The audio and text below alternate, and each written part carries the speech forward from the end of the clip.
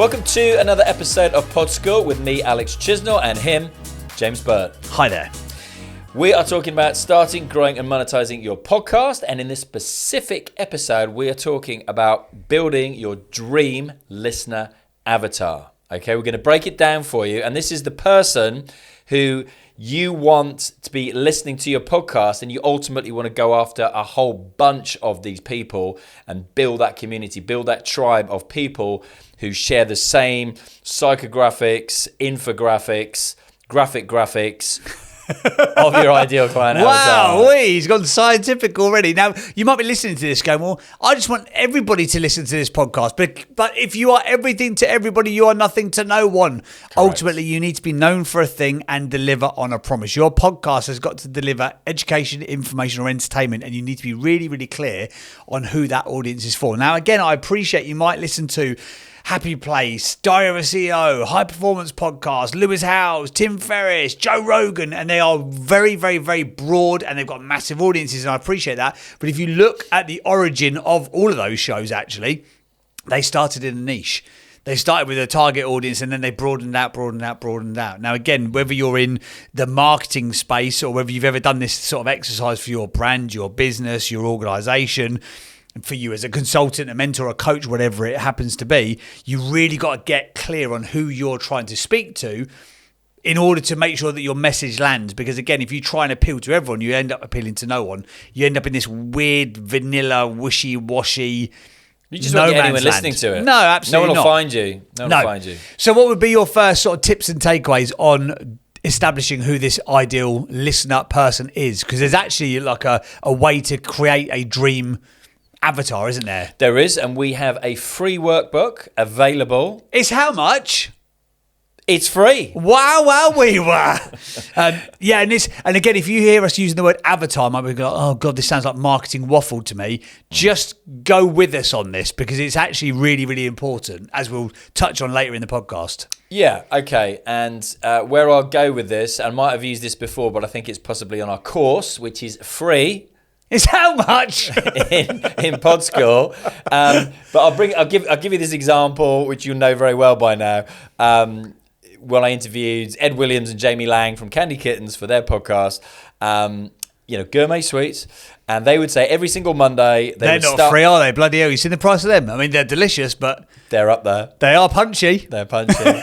But they used to start their whole team in a room like this. If you're watching it in YouTube, the whole team was in there. And on Monday, they would talk about Chloe from Clapham, who was 24, worked in PR, and what was she doing this week. And for them, that was their ideal client avatar. For your podcast, it's exactly the same principle. It's your ideal listener avatar.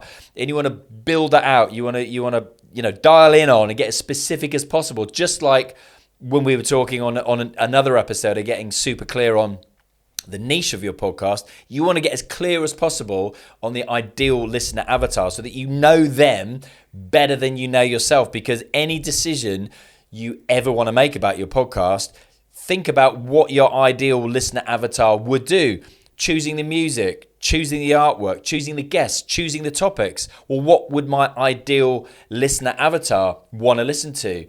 What guests would they want to have on the show? So going back to the Jamie and Ed example, they would literally map out that week. So what podcasts was Chloe from Clapham, 24, in PR? What was she listening to? What movie was she going to the cinema this week? Was she going to go and watch Wicked? Was she going to watch Gladiator 2? Gladiator 2, I hear you say. Wrong. It was Wicked.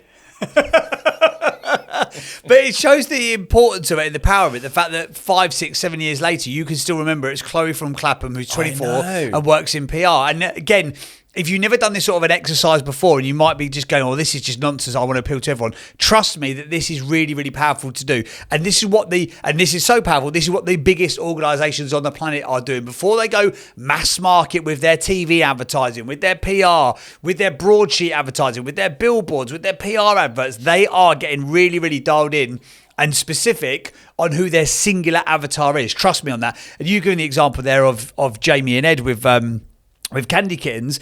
Back in the day, my previous life, so I worked in PR and I was part of the team that bought table sauces into retail for Nando's. Did you meet Chloe? I didn't meet Chloe, actually. I was Chloe. I was Chloe in those days. I was actually 24 in PR, ironically. And on Friday, my name was Chloe. But in that regard there, I remember, I will never forget this. I walked into this brand meeting, right? And I'm 24 years old. I think I know everything, right? I am... don't find that difficult to believe. No, I bet you don't. I am properly... full of myself. I've got this this great job. It's hard to believe now because I've really toned things down now. Thanks very much.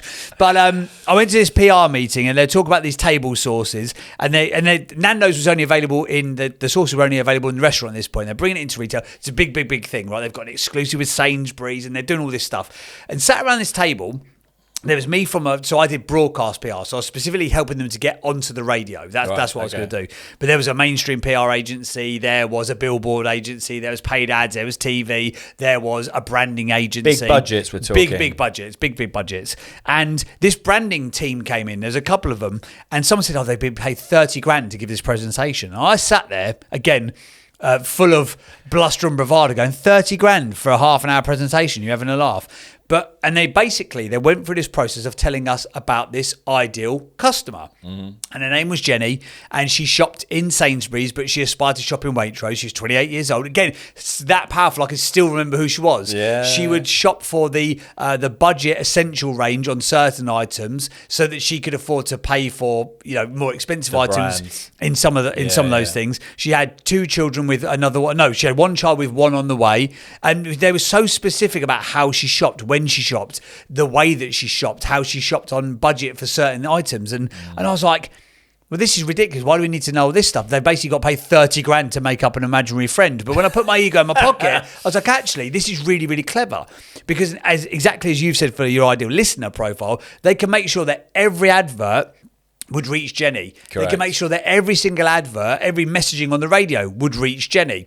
For example, if they were going to do like PR, there's no point putting it onto Planet Rock, for example, back in that Just PR listened example. to that on the way here. Did you? It's still a very good station. 25 years. But Jenny doesn't listen to that station, and they knew that. They knew Jenny needs to listen to that station. Jenny doesn't. She listens to Heart. Of course she listens to Heart FM. We get too specific and too niche here for UK audience. UK listeners will only get that reference point. Yeah. But the point being is that they knew so much about this specific imaginary person. But actually then, as I say, every core message, every objective, every platform, and every place that you try and put that advertising message or you try and have that communication message, you can make sure that, number one, you'll communicate the core message. That's always our number one thing in PR. Does it communicate the core message to the ideal avatar? And then secondly, getting that clarity on the avatar. Now, we did a Q&A episode previously, and one of the examples, for example, was one of our listeners, Ollie, had put in a voice note about, should he go broad or should he go specific? Now, I can completely appreciate why people want to go broader because you think you're going to get more people. But when you're starting a podcast, you can broaden out after a bit of time, I think. But what's more important is to go an inch wide and a mile deep. If you can really, really resonate with those people, and you've got to be very specific about who they are, what form, again, of education, information, or entertainment you're going to give them, you will have flag-waving fans and brand advocates of what it is that you do, and they will help you to spread the message. I've had that. When my podcast got to like number 1 in Uganda, Kenya, when I went to the African continent, they were waving flags. They were waving flags and waving flags. Here buddy. He is. Chisnall's here, everybody. Chisnall's here from Screw It, Just Do It. But the other point of understanding who your avatar is, and they might be going, well, of course you want more than just one singular listener, but when you get really, really clear, and again, this is part of the exercise that we've got in Pod School, you can then broaden out that audience. So for example, that Jenny in the Nando's table sauce example, she was 28 years old, she lived in a certain area, blah, blah, blah. You can broaden out and go, right, okay, well, she's 25 to 34. She is female. She lives in the south of the country. She goes to a David Lloyd gym, blah, blah, blah. You can broaden out who you're going after,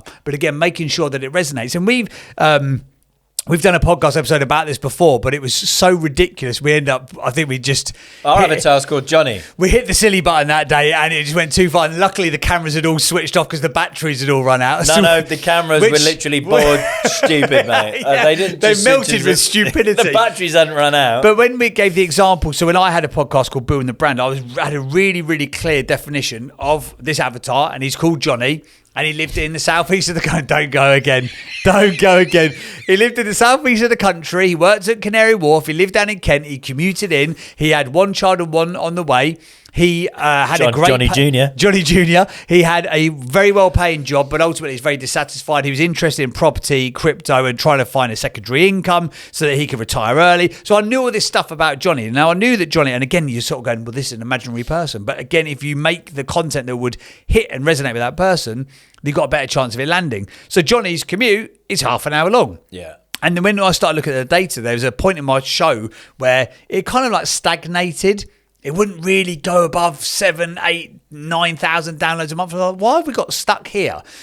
And the reason was I was just getting the shows getting longer and longer and longer and longer. And from my sort of ego perspective and a vanity perspective, I'm like, these are amazing conversations. And look at how long I can talk to this incredible person for. But Johnny's only got half an hour. Exactly. Now, you might think, well, okay, well, I'm going to get him on the way there and I might get him on the way back. But after he's combined this an hour, anything after an hour, he's probably not listening, or he's annoyed, frankly, that he's got to use another day's worth of commute time to still get to the punchline of that podcast episode. Because again, podcasts are kind of mini stories that need to have a start, a middle and an end. Now, of course, you've got narrative storytellers like a Joe Rogan, like Jocko Willink, who's doing these podcasts for 4, 5, 6 hours. But they are the anomaly. They are the exception rather than the rule.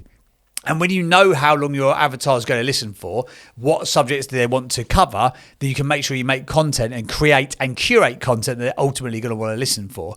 And again, if you get one specific person, you can then broaden it out and go, right, this is one singular Johnny. Here's a bunch of Johnnies. I remember now when it went stupid last time. It was a bunch of Johnnies that you did a whole thing. Yeah, that's right. Oh no, we can't go there again.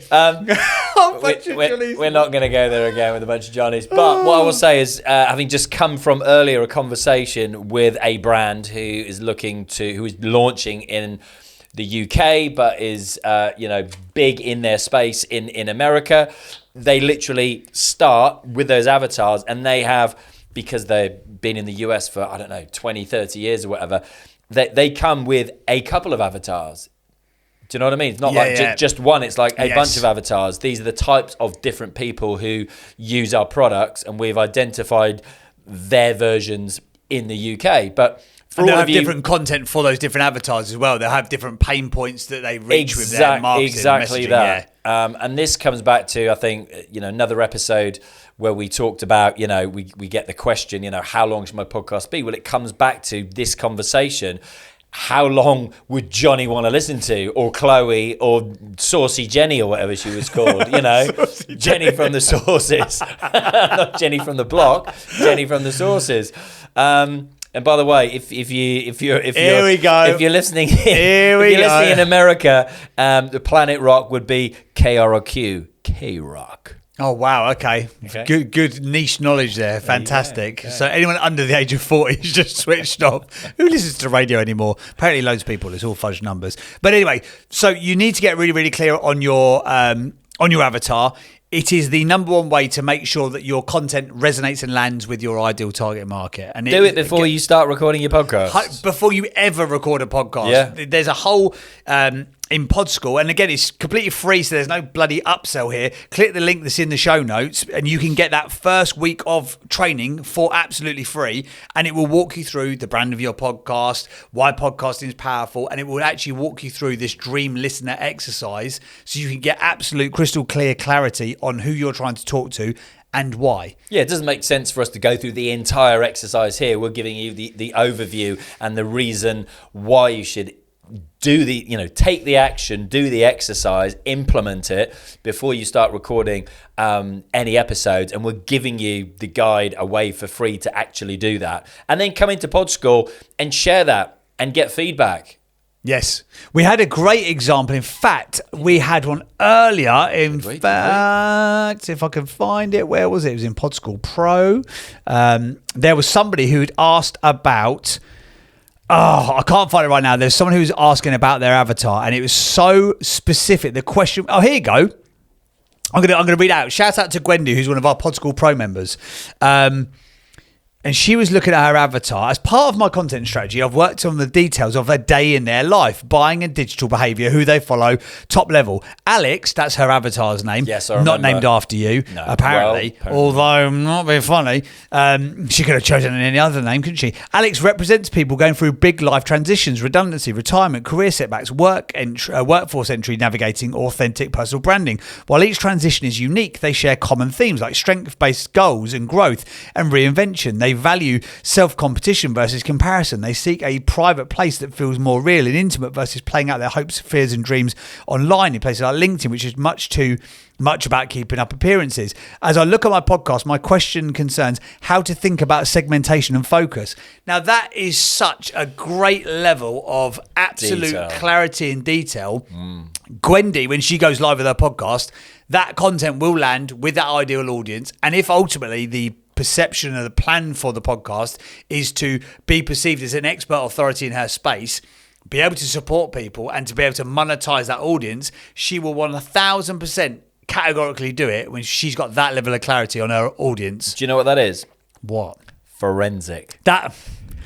If you've enjoyed this episode and you've enjoyed how many... In fact, Joe, when you're editing this, could you have a forensic counter down the bottom? How many times did he mention forensic? We'll have a forensic counter, a Johnny counter, and a saucy Jenny counter. If you have enjoyed this episode, though, please feel free to give it a 5-star review wherever you listen to your podcast. If you're watching on YouTube, thank you for being here. Please hit the subscribe button to make sure you never miss an episode. We go live twice a week. We're going live on Mondays and we're going live on Wednesdays. You can get the podcast at about 7 a.m. UK time in the on all the podcast platforms, and you can get it in the evening on YouTube as well.